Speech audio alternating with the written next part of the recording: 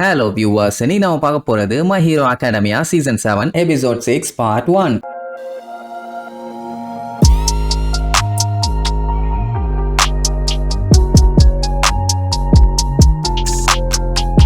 Open பண்ணா கொஞ்ச நாளைக்கு முன்னாடி காட்டுறாங்க நம்ம ஆல்மைட் டிடெக்டிவ் பிரின்சிபல் இவங்க 3 பேரும் ஸ்டூடெண்ட்ஸை பார்த்து பேசுறக்காண்டி போயிருந்தாங்கல்ல. அப்பதான் இவங்க போட்ட பிளானை பத்தி டீடைலா ஸ்டூடெண்ட்ஸ் கிட்ட எக்ஸ்பிளைன் பண்ணாங்க. ஆனா அப்ப நம்மளுக்கு என்ன பிளான்னு சொல்லல, இப்ப சொல்லுவாங்க. இப்ப இவங்க இருக்க சிச்சுவேஷனை வச்சு பார்க்கும்போது ப்ரோ ஹீரோஸுங்க அவங்க இவங்கன்னு ஏகப்பட்ட பேரு ஆல்பா ரோனை தேடிட்டு இருக்காங்க. ஆனா யாராலையுமே அவங்கள கண்டுபிடிக்க முடியல. அண்ட் கண்டுபிடிக்கிற சான்ஸும் கம்மி தான். இதேதான் கச்சானும் சொல்லியிருப்பான். அப்படின்னா ஒண்ணுமே பண்ண முடியாதா அப்படின்னு கேட்டா அதான் இல்ல. ஐசமா அவர்கிட்ட ஒரு பிளான் இருக்குன்னு சொன்னாருல, அந்த பிளானை தான் இப்ப எக்ஸிக்யூட் பண்ண போறாங்க. அதுக்காண்டி வீரமா விவேகமா வெறிகொண்டு அப்படி இப்படி எல்லாம் தேட முடியாது. இதுக்கப்புறம் தான் இவங்க ரொம்பவுமே கன்னிங்கோட வேலையை பார்க்க போறாங்க. அதாவது அவங்கள தேடி தேடி நம்ம டயர்ட் ஆயிட்டோம், நம்மளால இதுக்கு மேல முடியாது, எப்படின்னா அந்த ஆல்பா ஒன்ன கண்டே பிடிக்க முடியாது அப்படின்னு தெரியற மாதிரி பண்ணணும். இப்ப மேட்டர் என்னன்னா, ஆல்பா ஒனுக்கு இவங்க மூமெண்ட்ஸ் எல்லாமே அத்துப்புடி. இவங்க அடுத்து என்ன பண்றாங்க, அடுத்தடுத்து என்ன பண்றாங்கன்னு ஒண்ணு விடாம எல்லாமே அவனுக்கு நல்லாவே தெரியும். இசுகு பையன் படாத பாடுபட்டு இவங்க கிட்ட ரிட்டர்ன் வந்து சேர்ந்தான்ல, அதுக்கப்புறமா இவங்க எவ்வளவு தேடியும் ஒண்ணுமே கிடைக்கல. அவங்க ரொம்ப ஃப்ரஸ்ட்ரேஷன் ஆயிட்டாங்க. அடுத்தடுத்து இவங்க தப்பான மூவ் பண்ணிட்டு இருக்காங்கன்னு அவனுக்கு தெரிய வைக்கணும். அப்படி இருக்கும்போது அவன் பெருசா நம்மள பத்தி கவலையே பட மாட்டான். தப்பான ரூட்ல தானே போயிட்டு இருக்காங்க, எப்படியும் நம்மள புடிக்க முடியாதுன்னு அந்த அளவுக்கு ஃபோக்கஸ் பண்ண மாட்டான்னு வைங்க. இந்த டைம்ல தான் யூகாவை யூஸ் பண்ணி ஆல்பா ஒன்ன வெளியில கொண்டு வரணும். சோ இந்த மாதிரி எல்லாம் பண்ணும்போது பிளானை சக்சஸ் பண்றதுக்கும் நிறைய வாய்ப்பு இருக்குது. இப்படி சொன்ன உடனே எல்லாத்துக்குமே செம ஹாப்பி. என்னன்னா யூகாவை இந்த பிளான்ல யூஸ் பண்றாங்கல்ல, நம்ம இசுகு பயலுகெல்லாம் ஆனந்த கண்ணீரே வந்துரும். யூகா நம்ம கூட சேர்ந்து சண்டை போட போறான்னு. ஆனா அங்கேயும் ஒரு பிரச்சனை. அவங்கள பிடிச்சப்போ அவங்க டாடி என்ன சொன்னாரு, இவங்க ஏதாச்சும் எசக புசகா தப்பு பண்றாங்கன்னு தெரிஞ்சதுனாலே அந்த ஆல்பா ஒன் இவங்களை கொன்றுவான். பொய் சொன்னாலும் கொன்றுவான், ஏதாச்சும் தப்பான டீடைல் இவங்க சொன்னாலும் கொன்றுவான். உயிருக்கு பயந்து தானே இவ்வளவு நாள வேலை பார்த்தாங்க. இப்ப இவங்களை யூஸ் பண்ணி ஏதாச்சும் பொய் சொன்னா யூகாக்கும் ஃபேமிலிக்கும் ஏதாச்சும் பிரச்சனை வந்தாலும் வந்துரும்ல. அப்ப என்ன பண்றதுன்னு கேட்டா அதுக்கும் பிளான் இருக்குதாமா. அப்படி என்ன இவங்க பிளான் பண்ணாங்கன்னு கேட்டா, ஆல்பா ஒன் எப்பவுமே இவங்களுக்கு வாய்ஸ் கால் மட்டும் தான் பண்ணுவான், வீடியோ கால் கூட கிடையாது. அப்படி இவங்க போன்ல பேசும்போது ஏதாச்சும் பொய் சொன்னாங்கன்னா அவனோட சிஸ்டம் அதை அசால்ட்டா டிடெக்ட் பண்ணிரும். ஆனா இவங்க தான் பொய் சொல்லவே மாட்டாங்களே, உண்மையை தான் சொல்ல போறாங்க. அப்படி இருக்கும்போது அவன் எந்த ஒரு பயமும் கவலையும் இல்லாம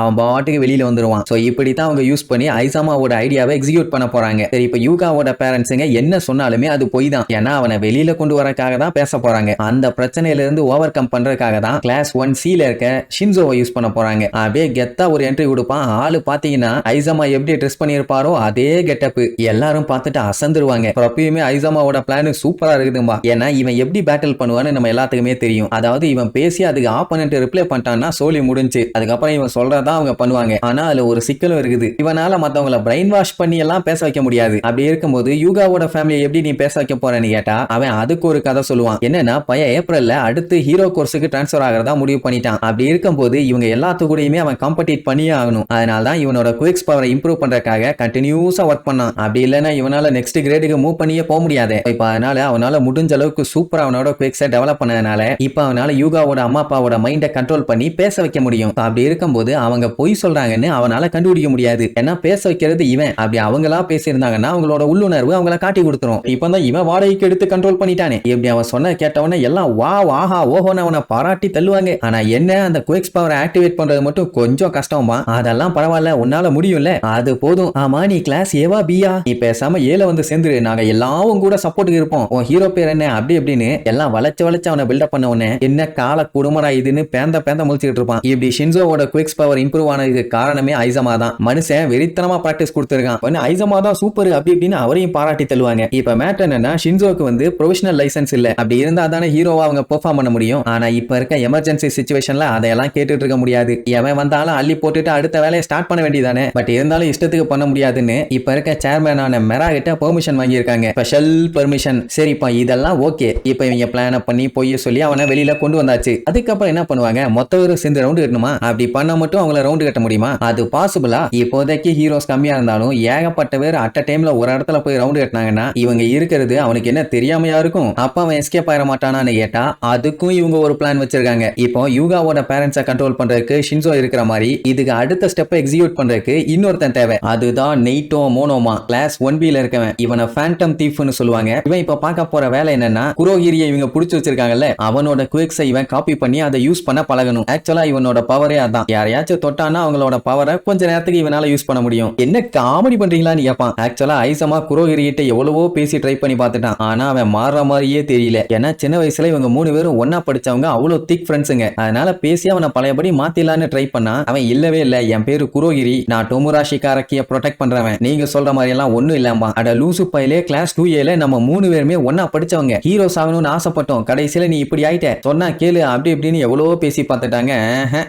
வேலைக்காகல. இப்ப இவங்களுக்கே டவுட் ஆயிருச்சு, இவன் நிஜமாவே குரோகிரி தானா இல்ல அவங்க ஃப்ரெண்டு ஷிரக்குமோவான்னு. இப்ப பிரச்சனை என்னன்னா ஐசமாவோட ஒரு கண்ணு டேமேஜ் ஆயிருச்சு. அப்படி இருக்கும்போது அவரால் ஒத்த கண்ணை வச்சுதான் இரேசர் பவரை யூஸ் பண்ண முடியும். 2 கண்ணை வச்சாலே ஒழுங்கா ஒர்க் அவுட் ஆகாது. ஒத்த கண்ணை வச்சுக்கிட்டெல்லாம் அந்த அளவுக்கு பெஸ்டாலாம் எதுவும் பண்ண முடியாது. அதனால நெக்ஸ்ட் வாரில் அவரால் என்ன பண்ண முடியும்னே அவருக்கு தெரியல. நைட்டோவும் நம்ம தலைவன் கடைசி அந்த டொமுரா கூட எப்படி சண்டை போட்டான்னு கேள்விப்பட்டானாமா. ஒத்த காலு போய் கண்ணு போய் படாத பாடுபட்டிருக்காரு. நைட்டோக்கு நல்லா தெரியும் அவனால இந்த பவரை வச்சுக்கிட்டெல்லாம் சூப்பர் ஹீரோவா ஆக முடியாது. நான்லாம் சைடு கேரக்டரா இருக்கிறதுக்கு மட்டும்தான் லாய்க்குன்னு ரொம்பவுமே ஃபீல் பண்ணுவானா. பிளாக் கிங் அதெல்லாம் ஒண்ணும் இல்ல, உங்க எல்லாம் ஒரு ஆள் இல்லைனாலும் சரி இந்த பிளான் சக்சஸ் ஆகாது. அதனால நம்ம எல்லாம் சேர்ந்து தான் இந்த வேலையவே ஸ்டார்ட் பண்ணுவோம் அப்படிங்கிற மாதிரி சொல்லிதான் இந்த பிளானையே பண்ணிருப்பாங்க. கடைசியா பார்த்தப்போ நம்ம இசுகு பையன் மாட்டின மாதிரி காமிச்சிருந்தாங்கல்ல, எல்லாமே செட்டப் தான். யூகா போன்ல பேசின மாதிரி தெரிஞ்சிருக்கும், ஆனா பேச வச்சது யாருன்னு பார்த்தா இந்த ஷின்சோ தான். அதுக்கப்புறம் தான் இந்த நைட்டோ குரோகிரியோட பவரை யூஸ் பண்ணி நம்ம ஹீரோஸ் எல்லாத்தையுமே அந்த இடத்துக்கு டக்குன்னு வர வச்சிருப்பான். பிளாக் கிங் அவனை நல்லா மோட்டிவேட் பண்ணிருப்பாரு. அதாவது இந்த சண்டையில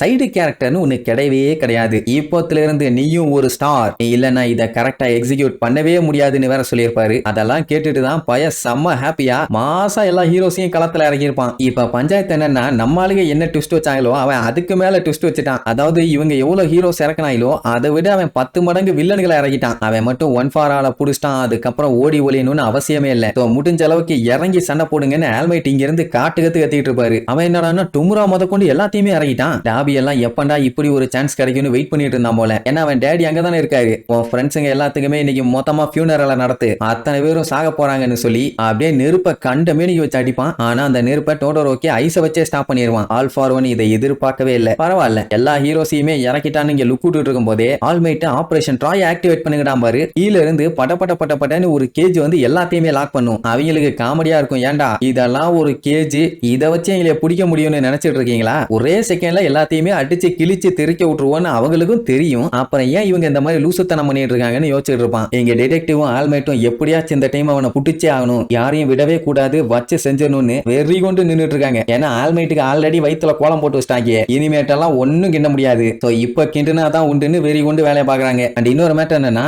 இவங்களுக்கு தேவை அந்த ஒரு செகண்ட் மட்டும்தான். அவங்க உடச்சுக்கிட்டு வருவாங்கன்னு இவங்களுக்கு நல்லாவே தெரியும். அத்தனை வில்லன்களையுமே இப்ப லாக் பண்ணியாச்சா, அடுத்து என்ன ஆகும்னா த்ரஸ்டர்ஸ் கிரியேட் ஆகி அந்த இடமே அப்படியே மூவ் ஆக ஆரம்பிக்கும். உடனே நைட்டோ போர்ட்டலை ஓபன் பண்ணிடுவான். இப்ப புரியுதா பிளான் என்னன்னு? ஒவ்வொருத்தனா பிடிச்செல்லாம் போர்ட்டலுக்குள்ள தள்ள முடியாது. சோ இந்த மாதிரி ஒரு மிஷனை யூஸ் பண்ணி லாக் பண்ணிட்டாங்கன்னா அதுக்கப்புறம் அந்த 1 செகண்ட் 2 செகண்ட் கேப் கிடைச்சா போதும், சட்டுன்னு ஒரு போர்ட்டல் ஓபன் பண்ணி எல்லாத்தையுமே ஸ்பிளிட் பண்ணிடலாம். ஸ்பிளிட் அப் பண்ணாதானே இப்ப நம்ம ஆளுகளால ஜெயிக்க முடியும். ஆல் ஃபார் ஒன்னுக்கு இப்ப நம்ம ஆளுகளோட பிளான் புரிஞ்சு போச்சு. இவங்க பிளான் படியே அவங்கள போர்ட்டல் வழியா அனுப்பி பிரிச்சுட்டாங்களா இல்ல ஆல் ஃபார் ஒன் அதுக்கும் ஆப்போசிட் ஆனான்னு அடுத்தடுத்த எபிசோட்ல பார்க்கலாம். டாடா.